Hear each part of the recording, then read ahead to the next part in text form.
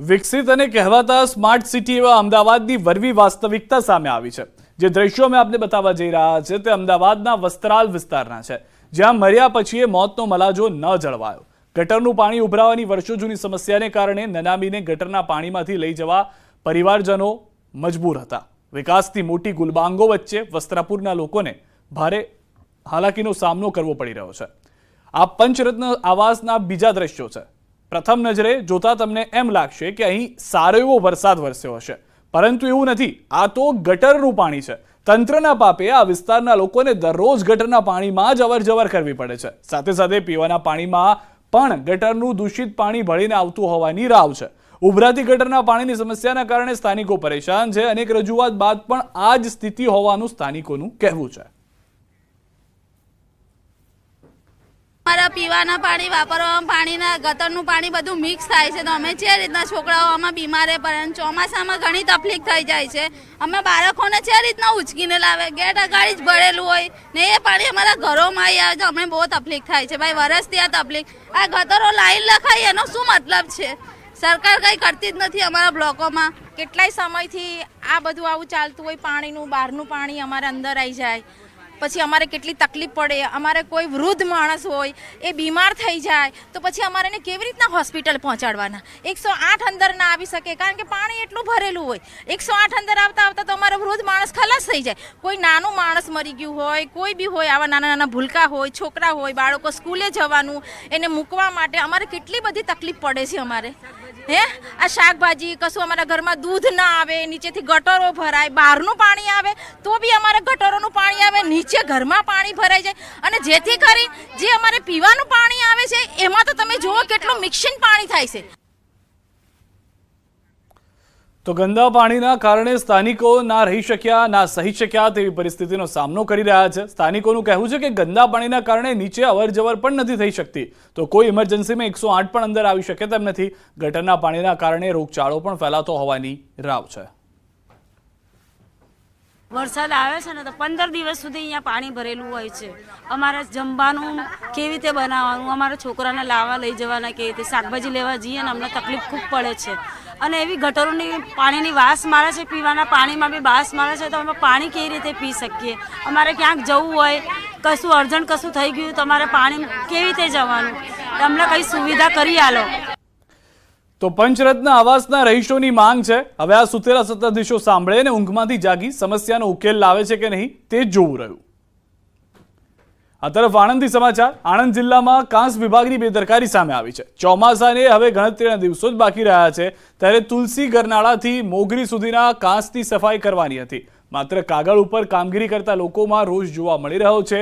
Pre monsoon કામગીરી અંગે સિંચાઈ વિભાગ સક્રિય નથી। આણંદ જિલ્લાનો મોગરીથી ખંભાતને જોડતો ઘણો લાંબો કાંસ ગંદા પાણીથી ભરાઈ ગયા છે। આ મુદ્દે સ્થાનિકોએ જિલ્લા કલેક્ટરનું ધ્યાન દોર્યું છે। સ્થાનિકોનો આક્ષેપ છે કે આ કાંસ ગંદા પાણીના કારણે આજુબાજુમાં રહેતા લોકો રોગચાળાનો ભોગ બની રહ્યા છે। સત્વરે કાંસ સાફ કરવાની અપેક્ષા રાખી રહ્યા છે। જિલ્લા કલેક્ટર સત્વરે પગલાં લેવાની સૂચના આપી છે।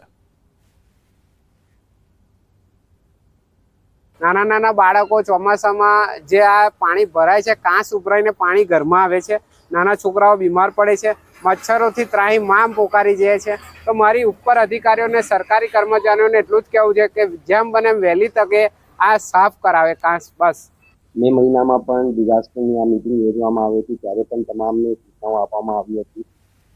તેમ છતાં હજુ અમુક જગ્યાઓથી ફરિયાદો પણ આવી રહી છે, જ્યાંથી કેનાલ ક્લિયર કાંસ પણ સફાઈ બરાબર નથી થઈ। આવી તમામ ફરિયાદોની ફરીથી યોગ્ય રીતે ચકાસણી કરાવીને અને કોઈ બેદરકારી પણ સામે આવશે તો આ બેદરકાર અધિકારીઓ સામે પણ પગલાં લેવામાં આવશે। ગીર સોમનાથના ઉનાના લેરકા ગામે તંત્રની કારીગરીનું ઉત્તમ ઉદાહરણ સામે આવ્યું છે, જ્યાં કોન્ટ્રાક્ટરની ગંભીર બેદરકારી ગણો કે તંત્રની, જ્યાં નવો રોડ તો બનાવ્યો પરંતુ રસ્તા વચ્ચેનો વીજપોલ હટાવતા જ ભૂલી ગયા। જ્યારે આ બુદ્ધિનું પ્રદર્શનનો વિડીયો વાયરલ થયો અને ન્યૂઝ 18 ગુજરાતી અહેવાલ પ્રસારિત કર્યો, જે તંત્ર સફાળું જાગતું જોવા મળ્યું અને ઉનાના લેરકા ગામે રોડ વચ્ચેનો વીજપોલ તાબડતોબ રીતે હટાવાયો હતો।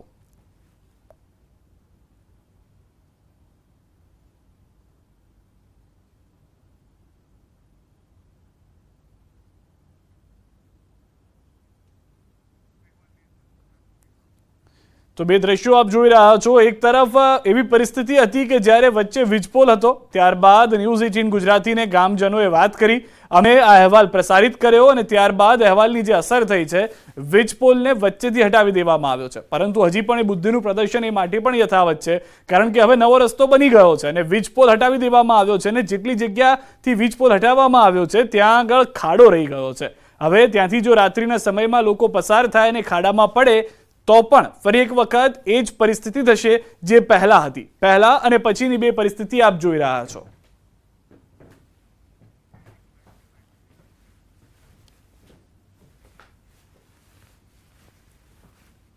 થાંભલા બાબતનો પ્રશ્ન હતો અને કાલે જે સમાચાર સોશિયલ મીડિયા અને ન્યૂઝપેપરમાં વાયરલ થયા પછી લોકોએ કોલિંગ દ્વારા આપણે પૂછપરછ પણ કરી હતી અને તંત્ર જાગતું થયું. પછી આ થાંભલો જીએબી દ્વારા હટાવવામાં આવ્યો છે. આ વીજપોલ છે જે તમે સાઈડમાં વીજપોલ બનેલો છે અને આ વીજપોલ હાલ રસ્તો પહોળો થવાને કારણે વચમાં હાલ દેખાઈ રહ્યો છે એવું પ્રતીત થાય છે અને જેના કારણે આ લોકોએ રોડ અમને કોઈ જાતની જાણ કર્યા વગર વચ્ચે રોડ બનાવી નાખેલો છે. આમાં એકચ્યુઅલી એવું હોય છે કે અમને કોઈ પણ રોડ બનાવતી વખતે આરએનબી અથવા તેની એજન્સી દ્વારા અમને સંપર્ક કરવામાં આવે છે અને કોઈ જે કાંઈ પણ રોડ બનાવતી વખતે જે કાંઈ પોળા કરતી વખતે કોઈ લાઈન નડતરૂપ હોય તો અમને જાણ કરવામાં આવે છે અને જેના અનુસંધાને અમે કંપનીના નિયમ મુજબ કાર્યવાહી કરતા હોઈએ છીએ.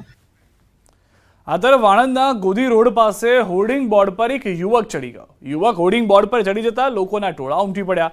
ઘટનાની જાણ થતાં આણંદ ફાયર બ્રિગેડની ઘટના સ્થળે ટીમ પહોંચી ગઈ હતી. ફાયરના જવાનો દ્વારા હોર્ડિંગ બોર્ડ પર ચડી યુવકને સલામત રીતે નીચે ઉતારાયો હતો. યુવક અસ્થિર મગજનો હોવાનું અનુમાન છે. સમગ્ર ઘટનાનો વિડીયો વાયરલ થઈ રહ્યો છે.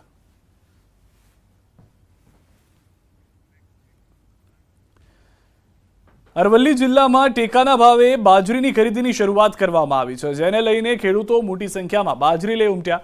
મોટી સંખ્યામાં ખેડૂતો રાતથી ટ્રેક્ટરમાં બાજરી લઈ ઉમટ્યા હતા.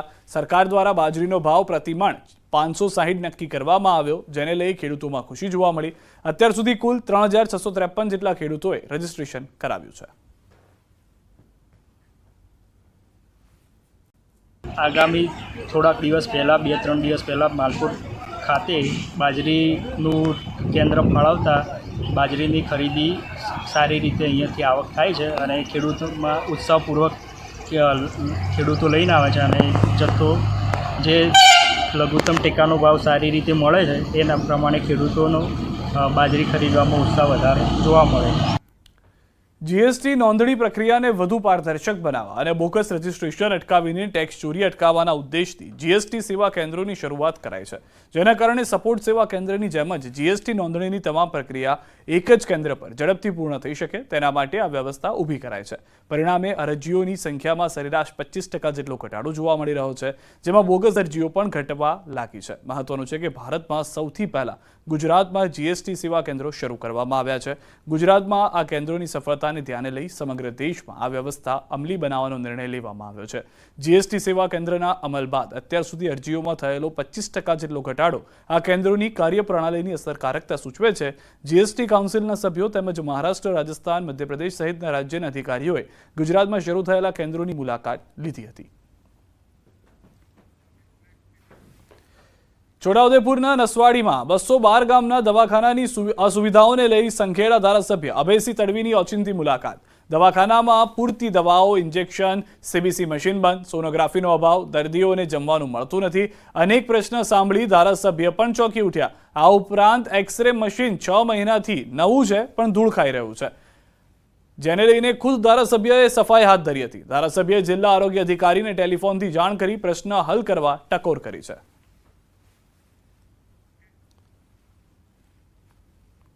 જ્યારે અહીંયા અમે બહેનોને તપાસ માટે લઈને આવીએ છીએ તો સોનોગ્રાફી કરવા એવું કહે છે કે બોડેલી જાઓ. અમે સોનોગ્રાફી કરવા બોડેલી જઈએ છીએ અમે ખિલખિલાટમાં, તો મને તકલીફ પણ વધારે પડે છે. તો જો અહીંયા સોનોગ્રાફીનું થઈ જાય તો વધારે સારું એમ. ભોજનના અને દવાના જે કંઈ પ્રશ્નો છે તેનો ઉકેલ લાવવા માટે અધિક્ષક સાહેબને સૂચના કરેલી અને અધિક્ષક સાહેબે જે નિયમ મુજબ કાર્યવાહી કરવાની છે તે મુજબ આગળની કચેરીને જણાવેલ છે અને તે મુજબ સમય મર્યાદામાં પૂર્ણ થઈ જશે. જમવાનું મળતું નથી, ખાસ કરીને દર્દીઓને. સોનોગ્રાફી મશીન નથી, સીબીસી મશીન નથી, એ એક્સરેની ટ્યુબ ઉડી ગયેલ છે, અંદાજે 90,000ની આવે છે, એ પણ અવેલેબલ નથી. નાનું નવું એક્સરે મશીન 6 મહિનાથી અહીંયા આવેલું છે, છતાં પણ એને ટેકનિશિયનને અભાવે ચાલુ કરેલ નથી.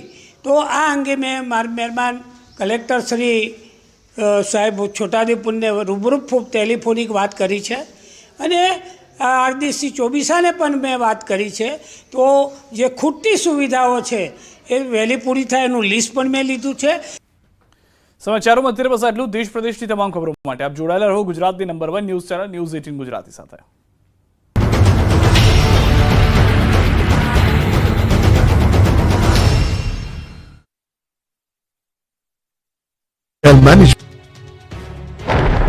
જેની આતુરતાપૂર્વક રાહ જોવાઈ રહી હતી, જેમના માટે